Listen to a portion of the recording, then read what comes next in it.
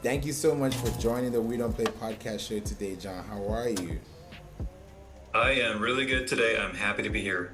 I'm excited you're here with us. This is a topic that people have always been curious about.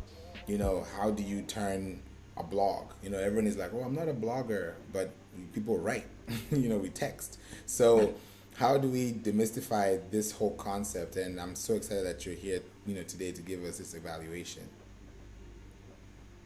Yeah, like I said, I'm just happy to be here. I'm happy to help people. Blogging is seriously like an underrated marketing strategy. And if you do it right and you get the right kind of quality in your content, I think it can really make a difference. So I'm excited to talk about that today. Yeah, same here, man. Looking forward to it. I would love people to know more about you. Let's, roll back into time. How did you get started and what was the defining moment for you?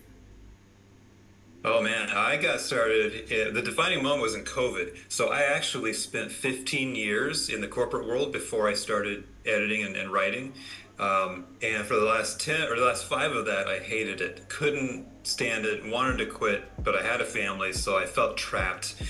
And then thankfully, or unfortunately, however you want to look at it, COVID happened and I lost my job. The company I was working at literally couldn't afford to pay me because of all the economic downturns. So that gave me that chance to sit back and say, okay, what can I do that doesn't involve me sitting in a fabric covered box? Because I can't go back there. So I thought back about, okay, what do I love to do? What am I good at? What provides value to people? And I thought, hey, I actually like proofreading. I like editing. I like writing. I was the nerdy kid in English who like enjoyed Shakespeare when everyone else thought it was dumb. So I thought, I wonder if people would pay me to do that. And as it turns out, people will pay you to do that. So I got my start in 2021 on Upwork, $10 an hour, just doing menial proofreading. And that really has changed the course of my life. I've been able to grow, uh, raise a considerable amount from $10 an hour, thankfully, because I do have a family, and actually get to the point where I now have an agency because I have so much work I can't do it all by myself. So yeah, that's the very brief backstory of how I got here. I just had an opportunity and I took it, and we're gonna ride that wave. That's exciting, man. No, honestly, I feel like when people thought about COVID, even till now, they're like, if we didn't go through that, we wouldn't be where we are. Like, life would be the same it's always been. But this just made people realize you can't depend on one source of income. And then people go on Pinterest, on YouTube, Facebook, they hear, oh, you can make six figures with blogging. And people are like, how, Sway? It's like completely confusing because people don't know the mechanics around it. So could you tell someone who maybe doesn't have an idea of what to do, like a novice, of what they would expect if they can go through this process in a very disciplined and also in a systematic way? Yeah, so there's a couple things. First of all, let me just kind of speak to that blogging piece. So if you say, well, I don't know if I should blog or not, let me give you a stat. According to Opt-in Monster, a blog increases your chances of ranking higher in Google by 434%. So if you don't have a blog for your website, for your company, I would highly recommend you think about that because that's going to have the potential to really boost your ratings in Google. So, okay, we'll get that out of the way.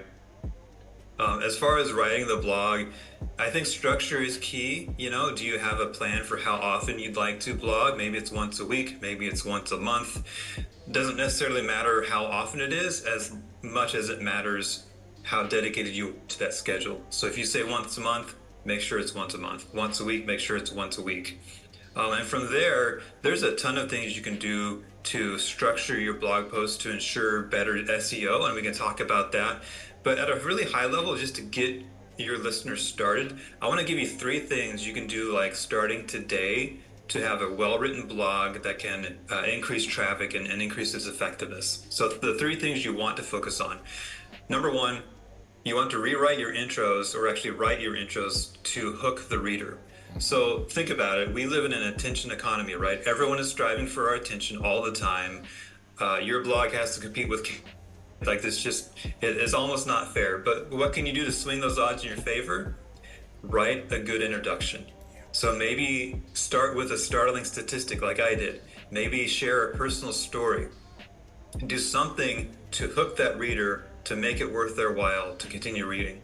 So good introduction. Number two, make sure you use headers and make sure those headers explain the flow of what you're trying to say. Okay, so why is that important? That's important because 84% of us don't read blog posts word for word. We skim them. We scroll through them on our phones and say, is this going to help me? And if we decide that it is, then we can go back and read it more carefully. So how do you attract those people? By optimizing your headers. So if you're not using headers, use headers, break up that flow, tell people on their phones, tell skimmers what you're talking about. So that's number two. And number three, include a call to action in the last paragraph of your blog post. So if you have a business and you're trying to write a blog post, there is probably some next step that you want that reader to take. But here's the problem. None of us has ESP. We don't know what that step is unless you tell us. So that means if you enjoyed this article, click here to read more, or check out this link to book a call, or here's a link you can go to see our rate pages. Whatever it is that you want that reader to do, make sure that's in your call to action at the end of the last paragraph. So again, 3 things you can do to make an effective blog: good introductions, strong headers that show the flow of your blog post, and then a strong call to action to a current product or service. So if you just even start with those 3, you're going to be miles ahead of so many other bloggers and businesses out there. I love that, man. Thank you so much for highlighting that, because when people think about blogs, they don't know where to start. And it's like when you think about creating a house, you want to start off with the pillars. Before you build the roofing, you have to create the foundation. So that's where people kind of miss it, because they don't know how to structure it. Now, when it comes to a lead magnet, could you explain to us what a lead magnet is, and how a lead magnet could be free, and how it could also turn into a paid, asset? Yeah, so lead magnet is basically a way to attract readers or potential customers to your site. So I have a blog on my website. You can go read it, cedarpressproofreading.com, and all of my blogs are lead magnets. So they're designed to get people to my site, to get them to know a little bit more about me and my services, and then again to take that next step. So for me, it's book a call. Click at the bottom, book a call, come talk to me. So a lot of ways you can use that for free. So I have blog posts. You can make so many social media posts out of a single blog post. You can make as many as you want. You can turn those blog posts into YouTube Shorts or Facebook Reels. So there's all kinds of things you can do with a blog post to get it out in the world using social media. So that would be like more of a free kind of situation. And then as far as a paid situation, one thing that you can do is if you decide that you want to go after a very specific type of client or customer, you can take, let's say you've got 15 or 20 blog posts that you've written. You can combine those into an ebook, and you could put that for sale on your site for, $5, $10, $15, just some kind of initial investment. That does 2 things. Number one, it kind of keeps out the tire kickers, the people that just don't really know if they want your stuff or not. They're not going to put $5 or $10 down to buy your book. It's also going to help you cover your marketing costs if you do decide to use like paid ads. So it's kind of a win-win. So that's just a few ideas of how you can use your blogs, your written content, etc., to either go the free route, the paid route, and just basically attract the kind of people that you want to work with. I love that. Thank you so much for bringing that in. When you look at content, it's a lot of content pillars to factor in, audio, video, text, design, graphics, illustrations. People are like, we don't know what to choose. How do we connect them? And platforms like LinkedIn, they say it's great for carousels. TikTok is great for like 12-second videos. So when we have all these parameters and people are hearing them, it's like there's a rule book at this point. Because now if you don't follow the rules, you step off, you're off course. So how does someone stay on course with the ever-evolving algorithm keep changing? Yeah, well, I'll tell you how I do it. So my focus is having a foundation of quality written content.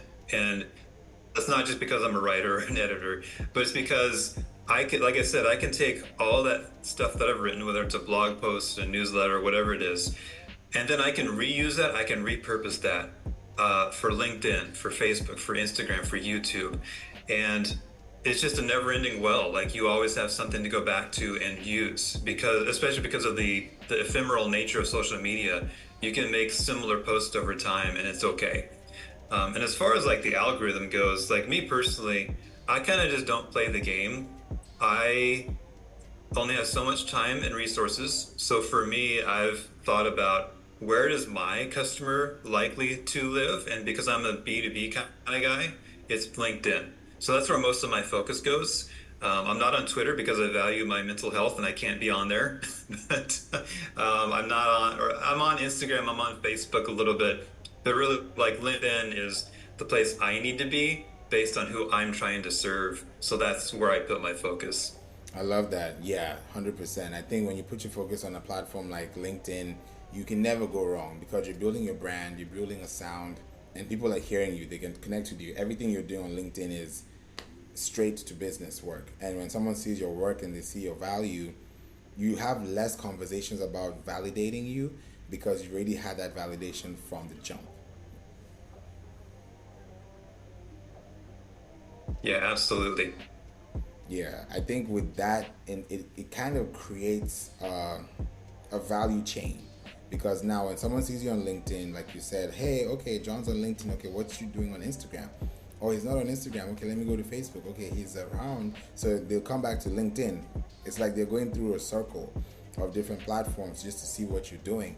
Now, if somebody is doing this for their business, how would they create content so that they don't have to factor in, okay, I have to create a LinkedIn article, then a LinkedIn newsletter, then a website article, then a Medium article. So it's like we kind of, before you know it, you get burnt out.